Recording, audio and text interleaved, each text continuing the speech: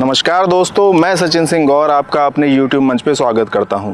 सबसे पहले मैं रिक्वेस्ट करूंगा कि जिन लोगों ने अभी तक चैनल को सब्सक्राइब नहीं किया है वो सब्सक्राइब कर लें, और जिन्होंने सब्सक्राइब कर रखा है और बेल नोटिफिकेशन नहीं दबाया वो बेल नोटिफिकेशन दबा दें ताकि उनको नोटिफिकेशन टाइम पे मिल जाए।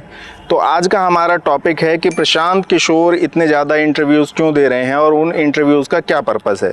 तो सबसे पहले तो बात उठती है कि इस समय प्रशांत किशोर के इंटरव्यू क्यों किए जा रहे हैं, क्योंकि वो किसी एक चैनल पर नहीं हो रहे हैं, लगातार सभी चैनल्स पे हो रहे हैं, यूट्यूब चैनल्स पे भी हो रहे हैं, मीडिया चैनल्स पर भी हो रहे हैं। और ये जो करण थापर वाली कंट्रोवर्सी क्रिएट की गई है वो भी एक क्रिएटेड कंट्रोवर्सी है।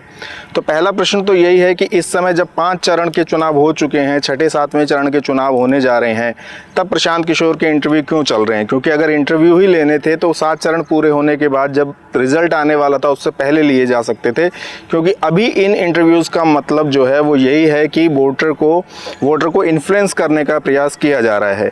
और जिस तरह के इंटरव्यूज़ प्रशांत किशोर ने दिए हैं या वो दे रहे हैं उनमें वो यही कह रहे हैं कि बीजेपी जीत जाएगी, उसको पूरा बहुमत मिल जाएगा।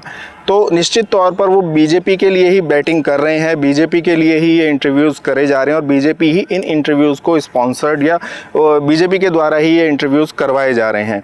अदरवाइज़ ऐसा कोई कारण नहीं था कि प्रशांत किशोर के इंटरव्यूज़ होते, इतने सारे इंटरव्यूज़ होते और हर इंटरव्यू में वो यही कह रहे हैं कि बीजेपी बहुमत पा लेगी, आसानी से पा लेगी। नॉर्थ और वेस्ट में 50 सीटें उनको हो सकता है नुकसान हो जाएं, तो 30 सीटें और जगह से मिल जाएंगी। 300 में से 50 गई तो 250 और 30 आ गई 280, मतलब बहुमत बन जाएगा।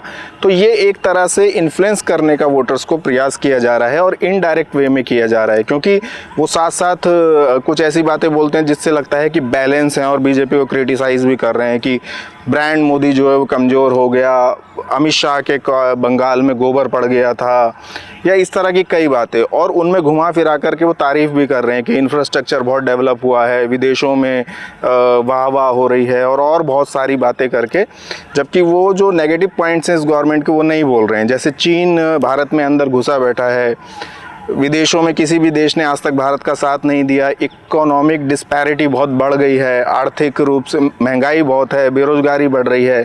और वो राहुल गांधी पे ही कटाक्ष करते हैं, कांग्रेस को ही कहते हैं कि कुछ सीटें नहीं आ पाएंगी, उनकी स्ट्रेटजी गलत है। तो कुल मिलाकर यही है कि प्रशांत किशोर जो है वो बीजेपी के ही स्पॉन्सर्ड व्यक्ति लगते हैं और उन बीजेपी के द्वारा ही स्पॉन्सर्ड ये इंटरव्यूज़ हैं जो कि छठे और सातवें चरण में वोटर को प्रभावित करने की कोशिश की जा रही है। एक बात और कही प्रशांत किशोर ने अपने इंटरव्यूज़ में कि मोदी जो है वो, उन्होंने कहा 400 पार, तो सारा विपक्ष लग गया 400 पार नहीं आएगा, 400 पार नहीं आएगा। और ये नहीं कहा कि उनके 200 भी नहीं आएंगे, मतलब वो दूसरी तरफ ले जा रहे थे और मतलब बहका दिया उन्होंने विपक्ष को। और यही बात कल मोदी जी ने अपने एक इंटरव्यू में कही, इंडिया टीवी पे जो उनका प्रोग्राम था उसमें उन्होंने भी वही बात कही। तो ये सारी सिमिलैरिटीज़ सिद्ध करती हैं कि प्रशांत किशोर के जो इंटरव्यूज़ हैं वो बीजेपी के द्वारा ही प्रायोजित हैं। ये वीडियो आपको कैसा लगा कमेंट करके अवश्य बताएं और चैनल को सब्सक्राइब करें। धन्यवाद।